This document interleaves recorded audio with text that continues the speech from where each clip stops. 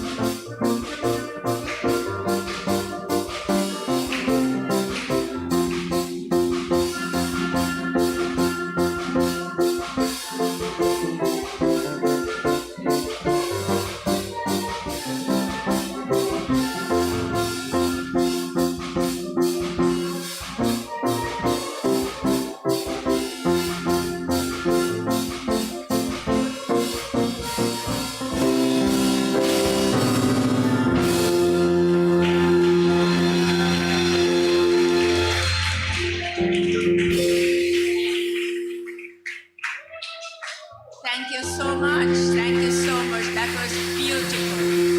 Beautiful. Beautiful, and I'm sure you could recognize each chorus one by one.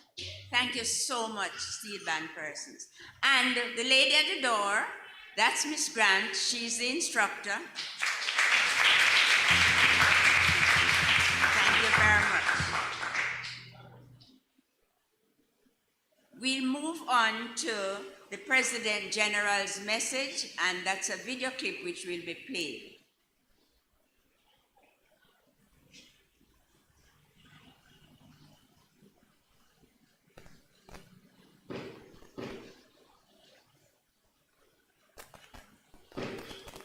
President General's message for Women's Fellowship Sunday.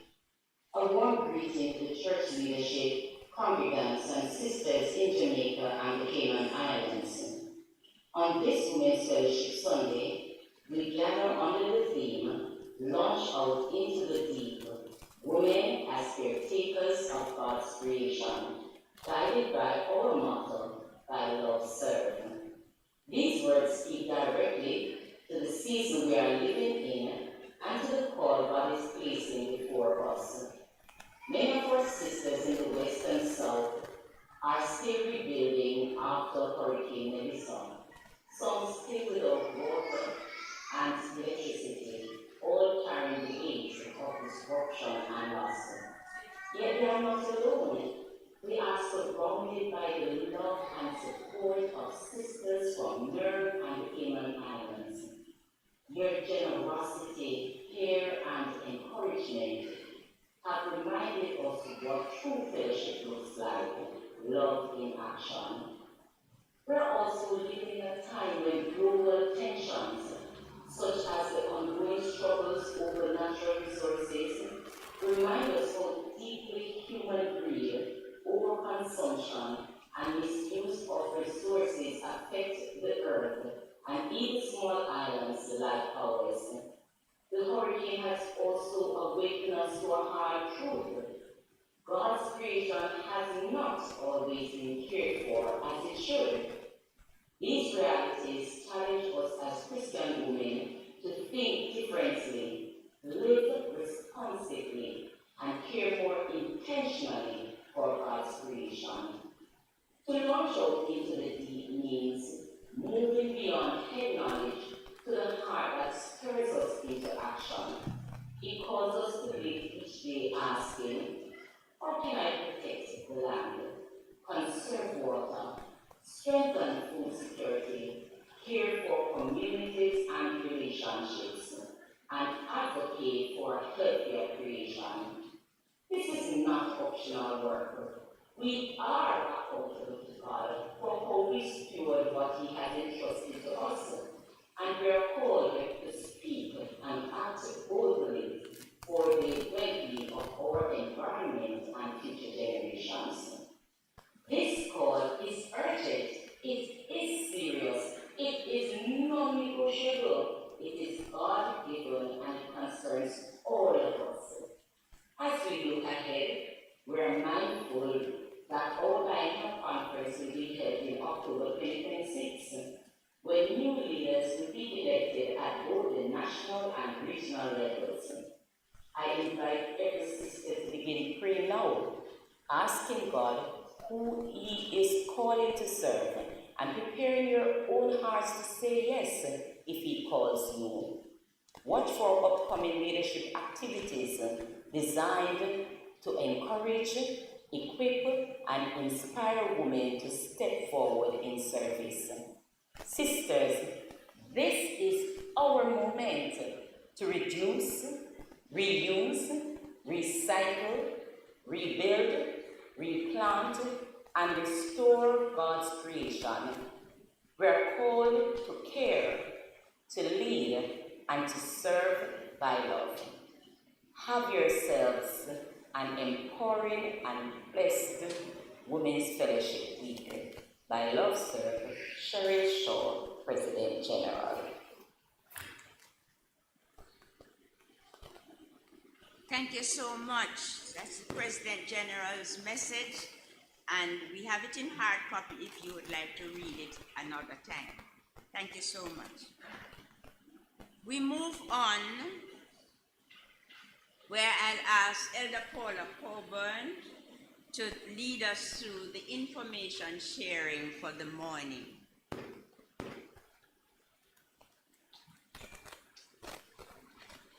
Good morning, everyone. I have quite a few things. I'm not going to tarry, but before I get into them, I need to apologize to all present.